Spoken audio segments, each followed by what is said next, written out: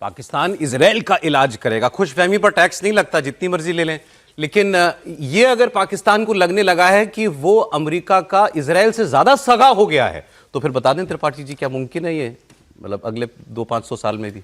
नहीं, देखिए, बड़ी रोचक घटनाएं हुई सीज फायर के बाद, और पहली बात तो बड़ी जो तस्वीर है वो हृदय विदारक है, बिल्कुल कतई नहीं होना चाहिए। लेकिन इसको जरा समझें, कल जब ये बात हो रही तो मैंने एक बात कही कि वो 10 पॉइंट जाने कितने टहल रहे हैं। हाँ, कल ही जब मैंने देखा था तो कहीं कोई ऑफिशियल रिकॉर्ड नहीं था, और मुझे इसी बात पर समझ में नहीं आ रहा था कि ऐसे संभव है कि न्यूक्लियर एनरिचमेंट का अधिकार ईरान को मिलेगा। ये असंभव है भाई। अमेरिका दुनिया के किसी देश को न्यूक्लियर एनरिचमेंट का अधिकार दे दे, इम्पॉसिबल। इजराइल उसे स्वीकार कर ले, इम्पॉसिबल। जिसको आपने लगभग ध्वस्त कर दिया, तबाह कर दिया, वो इम्पॉसिबल। लेकिन पाकिस्तान है। अब आरोप क्या लग रहा है जो जेडी वैंस कह रहे हैं, जिसको हमें सुनना चाहिए। अच्छा, एक थोड़ा सा हाइपोथेटिकल कल्पना में जाते हैं। भारत किसी मध्यस्थता में होता, भारत के प्रधानमंत्री कोई बात लिख देते और उसका धाय धाय होने लगता, तो हमारे यहां तो सारा विपक्ष आके वो क्या कहते हैं, कौन सा नृत्य करने लगता कि ये मध्यस्थता करनी थी, ऐसे इज्जत गंवाने के लिए गए थे। अगर ये हमने कराया होता तो, और उसके बाद भी हो जाता। इसलिए कल्पना कह रहा हूं, भारत वो नहीं करता है जो पाकिस्तान जैसा दलाल देश कर रहा है। ये दलाल ही कर सकता है कि हमको इनको कोई और कागज पकड़ाना है, इनको कोई और पकड़ाना है, जिससे दोनों ठीक रहे। इजराइल का इलाज करेंगे हम। और उसके नहीं, मैं उसी पे आ रहा हूं अभी। एक दिन में 10 मिनट में 100 ठिकाने, अब जो मैं उसकी रिपोर्ट पढ़ रहा था वो तो कमाल है।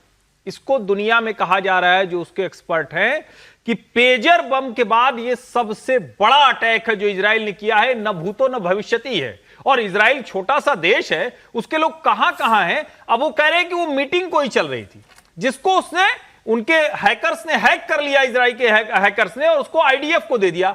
इसीलिए 10 मिनट में इतनी सटीक तरह से वो मारा है। और सोचिए जरा, अगर इतने ठिकानों पर गया है तो 250 तो नंबर आ रहे हैं, कितने मरे होंगे जरा कल्पना कीजिए। और हम इसको युद्ध विराम कहेंगे, किसी भी कीमत पर युद्ध विराम हो सकता है।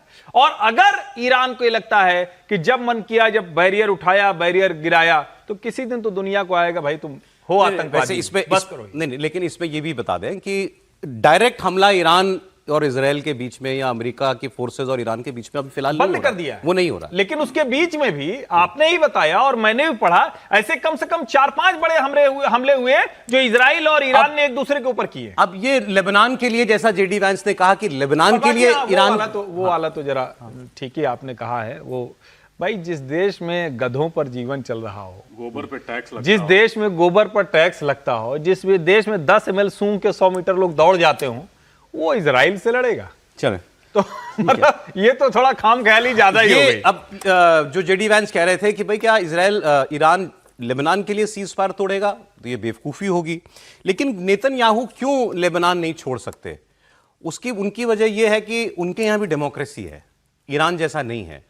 इनको भी अपने ऑपोजिशन से, पॉलिटिक्स का, इस सब का ख्याल रखना पड़ता है। जैसे हमारे यहाँ होता है, हर बात पर ऑपोजिशन की एक व्यू होता है और वो इन्फ्लुएंस करता है सरकार के फैसलों को। उनके यहाँ का जो, और इनकी तो अपनी पूरी सरकार भी नहीं है, मैंने कल आपको बताया था, ये कोalition की सरकार है। जो आदमी जो मुख्य विपक्षी नेता है, आप अंदाजा लगाइएगा, जो आदमी मुख्य विपक्षी नेता है वो नेतन्याहू से भी कट्टर है, उसके साथ, और वो कह रहा है कि हम अभी तक इनके साथ थे, अब नहीं। और उसने ऐलान किया कि नेतन्याहू ने सिर्फ अपने देश को नहीं, ट्रंप को बेवकूफ बनाया। ये ट्रंप को झूठे वादे करके जंग में ले गया। होना यह चाहिए था कि जंग की तैयारी के बीच सऊदी अरब को, यूएई को, सबको साथ लेकर के एक पूरा फ्रंट बनाना चाहिए था अरब मुल्कों के साथ, और सब मिलकर ईरान को खत्म करते।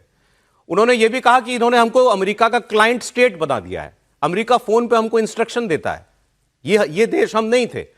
फिर वो कहते हैं कि अभी जो होगा होगा, इसके बाद इलेक्शन होगा, इनकी सरकार जाएगी, हम सरकार में आएंगे और उसके बाद हम दोबारा युद्ध करेंगे और ईरान की ये जो सत्ता है इसको जड़ से उखाड़ फेंकेंगे। मुख्य विपक्षी नेता इनके, इजराइल के, सुनिए।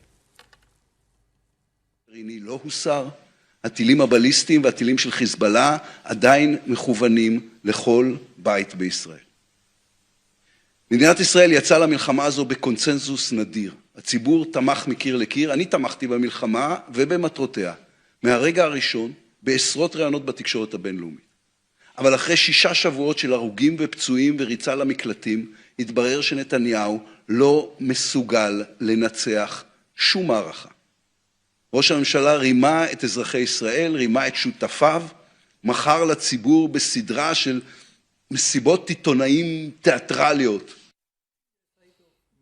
सर चलेगी सीज फायर है, लेबनान पे टूट जाएगी, और नेतन्याहू की क्या मजबूरी है ऐसी लेबनान में फंसी हुई? देखिए, आप अभी जब जिक्र कर रहे थे तो मैं अभी जिक्र कर दूं कि आज के दिन में नेतन्याहू की रेटिंग सबसे ज़्यादा है वहाँ पर, और one of the best prime ministers की रेटिंग में आ रहे हैं नेतन्याहू वहाँ पे। तो चुनाव से पहले वो ये जोखिम क्यों उठाएंगे कि विपक्षी दल का नेता जो है उनको बदनाम करे कि तुमने जो है वो अमेरिका का क्लाइंट, तुम जंग अधीरी बीच में छोड़ के आ गए। बिल्कुल सही है। देखिए, इजराइल का जैसे अमेरिका का कॉन्सेप्शन क्लियर नहीं है ईरान को लेकर के, लेकिन इजराइल का पूरा कॉन्सेप्ट क्लियर है कि हमको ईरान को लेकर के क्या करना है और लेबनान को लेकर के क्या करना है। वो ग्रेटर इजराइल के कॉन्सेप्ट पर अभी भी कायम है, और ग्रेटर इजराइल के कॉन्सेप्ट में ये भी है लेबनान की टेरिटरी, ये भी ध्यान हमको रखना चाहिए। दूसरी बात, हिजबुल्लाह को वो कैसे छोड़ सकता है? वो हिजबुल्लाह जब तक वहां पर अस्तित्व में है, हिजबुल्लाह को जब तक खत्म नहीं कर देगा, हमास आज के दिन में पूरी तरीके से खत्म नहीं हुआ है, लेकिन हमास की कम से कम 90% तक कमर तोड़ करके उसने छोड़ गाजा ही खत्म कर दिया तो गाजा ही खत्म कर दिया है।